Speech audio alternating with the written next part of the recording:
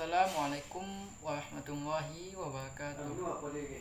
Innal hamdalillah nahmaduhu wa nasta'inuhu wa nastaghfiruh wa na'udzu billahi min shururi a'malina. May yahdihillahu fala mudhillalah wa may yudlilhu fala hadiyalah. Asyhadu an la ilaha illallah wa asyhadu anna Muhammadan abduhu wa rasuluh. La nabiyya ba'da amma ba'du. Baik, yang saya hormati Bapak dosen Idul Waldemi dan yang saya sayangi teman-teman dan tidak senasib namun seperjuangan dengan saya. Baik, tanpa memperpanjang kata-kata mukadimahnya, langsung saja saya Andra Lukmana dan teman saya Aidul Bintang Asmarani akan menjelaskan tentang sistem ekonomi fiskal pada masa Khulafaur Rasyidin, yaitu yang mana yang terlebih dulu akan disampaikan oleh saya sendiri.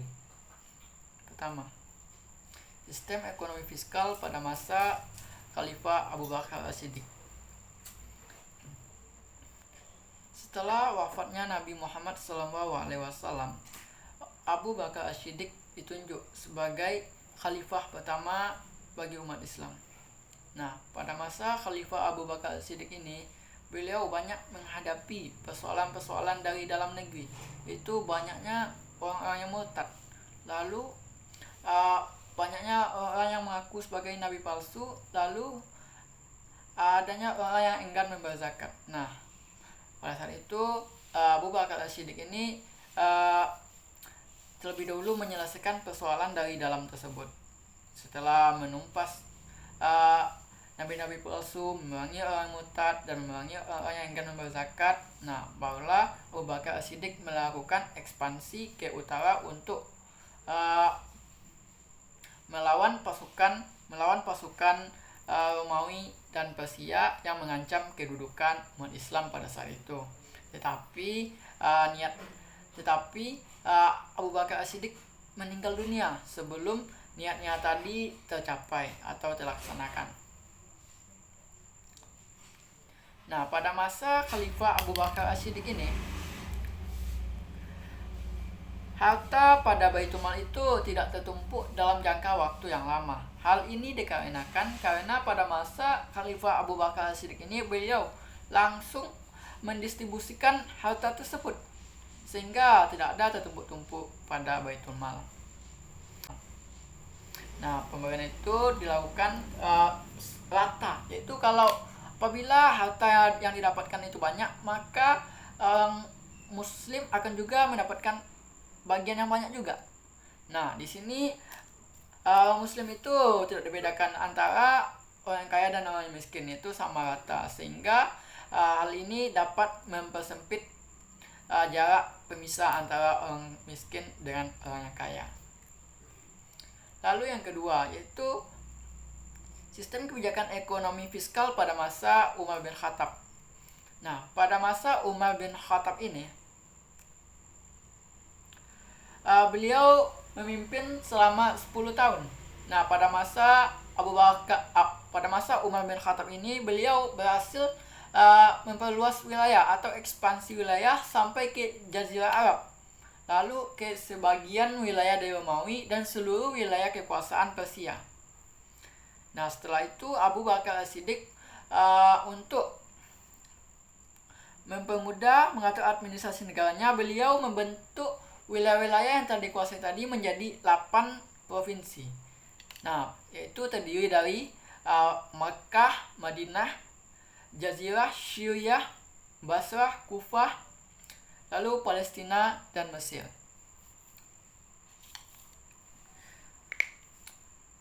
Lalu Umar bin Khattab mendirikan Baitul Mal. Nah, Baitul Mal didirikan oleh Umar bin Khattab ini dilatar belakangi oleh adanya Abu Hurairah yang membawa harta dari Bahrain. Itu Abu Hurairah ini adalah gubernur dari Bahrain. Lalu beliau membawa harta kharaj atau harta pajak dari Bahrain itu sebanyak 500.000 dirham.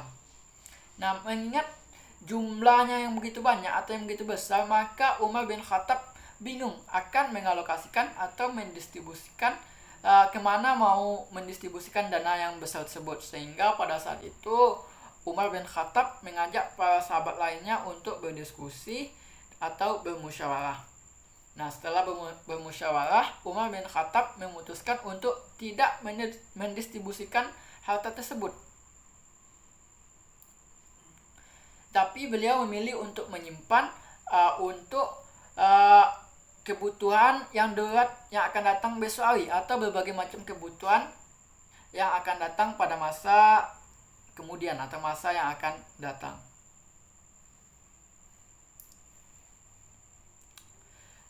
Lalu dari manakah sumber pendapatan pada masa Umar bin Khattab ini? Lalu yang pertama itu ada kharat. Kharat itu adalah didapat dari harta pajak, itu pajak tanah gitu. Lalu ada zakat. Zakat dari orang yang memiliki kelebihan harta, nah maka dia wajib berzakat apabila telah mencapai nisab. Lalu ada us. Us ini adalah pungutan sebesar 10% terhadap barang yang didagangkan. Hal ini dilakukan apabila seseorang tersebut melewati batas negara, suatu batas wilayah negara, batas wilayah suatu negara.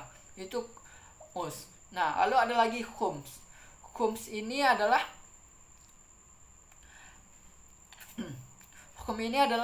pungutan sebanyak 1/5 yang harus dilakukan sebagai bayar bea cukai. Lalu ada juga didapat dari sedekah dari orang non-muslim. Lalu ada juga dari sedekah orang Islam. Nah, gimana dialokasikan dana tersebut? Yang pertama itu zakat dan us. Nah, zakat dan us itu dialokasikan untuk membayar perangkat lokal,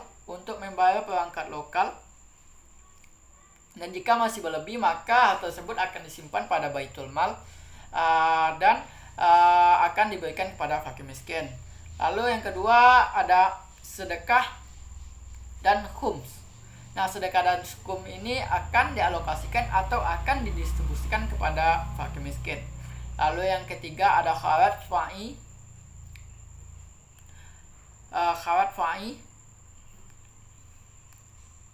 Nah, harta kharat fa'i ini akan kharat fa'i dan jizyah. Jizyah itu sama juga dengan pajak. Nah, harta ini akan dialokasikan untuk membayar dana pensiun. Baik, sekian dari saya. Selanjutnya akan dilanjutkan oleh teman saya, Aidul Bintang Asmarani. Pada Bintang, dipersilakan. Baik, selanjutnya itu sistem ekonomi dan fiskal pemerintahan Khalifah Utsman bin Affan. Jadi, pada masa pemerintahannya yang berlangsung selama 12 tahun, Khalifah Utsman bin Affan berhasil melakukan ekspansi ke wilayah Armenia, Tunisia, Siprus, Rhodes, dan bagian yang tersisa dari Persia, Transaksania, dan Tabaristan.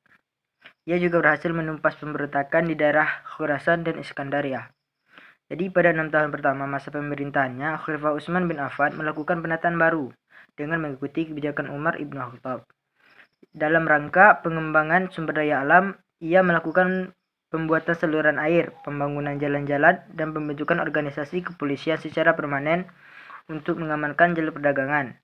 Khalifah Utsman bin Affan juga membentuk armada laut kaum muslimin di bawah komando Muawiyah hingga berhasil membangun supremasi kelautannya di wilayah Mediterania, Laodika, dan wilayah di semenanjung Syria, Tripoli, dan Basra di Afrika Utara, menjadi pelabuhan pertama negara Islam. Namun demikian, pemerintahan Khalifah Utsman bin Affan harus menanggung beban anggaran yang tidak sedikit untuk memelihara angkatan laut tersebut. Kemudian Khalifah Utsman bin Affan tidak mengambil upah dari kantornya, sebaliknya, ia meringankan beban pemerintah dalam hal-hal yang serius, bahkan menyimpan uangnya di bendahara negara. Dalam hal pengelolaan zakat, Khalifah Utsman bin Affan mendelegasikan kewenangan menaksir harta yang dizakati kepada para pemiliknya masing-masing. Hal ini dilakukan untuk mengamankan zakat dari berbagai gangguan dan masalah dalam pemeriksaan kekayaan yang tak jelas oleh beberapa oknum pengumpul zakat. Di samping itu, Khalifah Utsman berpendapat bahwa zakat hanya dikenakan terhadap harta milik seseorang setelah dipotong seluruh utang-utang yang bersangkutan. Ia juga mengurangi zakat dari dana pensiun. Kemudian memasuki 6 tahun kedua, masa pemerintahan Utsman bin Affan, tidak terdapat perubahan situasi ekonomi yang cukup signifikan. Berbagai kebijakan Khalifah Utsman bin Affan yang banyak telah menimbulkan benih kekecewaan yang mendalam pada sebagian besar kaum muslimin. Akibatnya, pada masa ini, pemerintahnya lebih banyak diwarnai kekacauan politik yang berakhir dengan terbunuhnya sang khalifah. Kemudian yang D, sistem ekonomi dan fiskal pemerintahan Khalifah Ali bin Abi Thalib. Di masa pemerintahan Khalifah Ali bin Abi Thalib yang hanya berlangsung selama 6 tahun, selalu diwarnai dengan ketidakstabilan kehidupan politik. Ia harus menghadapi pemberontakan Tolhah, Zubair bin Al-Awam, dan Aisyah yang menuntut kematian Utsman bin Affan. Sekalipun demikian, Khalifah Ali bin Abi Thalib tetap berusaha untuk melaksanakan berbagai kebijakan yang dapat mendorong peningkatan kesejahteraan umat Islam. Di masa pemerintahan Ali bin Abi Thalib, prinsip utama dari pemerataan distribusi uang rakyat telah diperkenalkan. Sistem distribusi setiap pekan sekali untuk pertama kalinya diadopsi. Hari Kamis adalah hari pendistribusian atau hari pembayaran. Pada hari itu, semua penghitungan diselesaikan pada hari Sabtu dimulai penghitungan baru. Cara ini mungkin solusi yang terbaik dari sudut pandang hukum dan kondisi negara yang sedang berada dalam masa-masa transisi. Khalifah Ali meningkatkan tunjangan bagi para pengikutnya di Irak. Khalifah Ali memiliki konsep yang jelas tentang pemerintahan, administrasi umum, dan terkenal ditujukan kepada Malik Aster bin Harith. Surat yang panjang tersebut antara lain mendeskripsikan tugas, kewajiban, serta tanggung jawab para penguasa dalam mengatur berbagai prioritas pelaksanaan dispensasi, keadilan, serta pengawasan terhadap para pejabat tinggi dan staf-stafnya. Menjelaskan kelebihan dan kekurangan pada jaksa, hakim, dan abdi hukum lainnya. Selanjutnya itu kesimpulan dari apa yang kami sampaikan. Adapun kesimpulannya, pertama itu, adapun sistem ekonomi dan fiskal pemerintahan Khalifah Abu Bakar As-Siddiq antara lain zakat, baitul mal, gaji. Kemudian adapun sistem ekonomi dan fiskal pemerintahan Khalifah Umar bin Khattab antara lain, pertama pendirian lembaga baitul mal, kedua kepemilikan tanah, selanjutnya zakat, kemudian kemudian sedekah dari non muslim, kemudian mata uang, kemudian klasifikasi dan alokasi pendapatan negara, kemudian pengeluaran. Kemudian ada pun sistem ekonomi dan fiskal pemerintah Khalifah Utsman bin Affan, yaitu pemasukan negara meningkat, kemudian konflik sosial. Kemudian ada pun sistem ekonomi dan fiskal pemerintah Khalifah Ali bin Abi Thalib antara lain kesederhanaan, menolak gaji, sistem keuangan negara yang sangat ketat. Jadi demikian presentasi yang dapat kami sajikan. Kritik dan saran yang konstruktif sangat kami harapkan di perbaikan selanjutnya. Semoga makalah ini dapat manfaat dan dapat menambah khasanah pengetahuan manfaat untuk kita semua. Amin.